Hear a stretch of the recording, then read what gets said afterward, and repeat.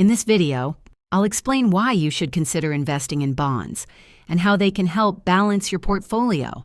Bonds are loans you give to governments or companies in exchange for regular interest payments and your money back when the bond matures. They're generally safer than stocks, making them great for steady income and lowering overall investment risk. If you're looking for predictable returns, bonds offer fixed interest rates. Perfect if you don't want the daily ups and downs of the stock market. They also help diversify your portfolio. When stocks drop, bonds often hold their value or even go up, balancing out losses. Plus, there are many types to choose from: government bonds, corporate bonds, and even tax-free municipal bonds. They may not make you rich overnight, but they're excellent for long-term stability and generating passive income.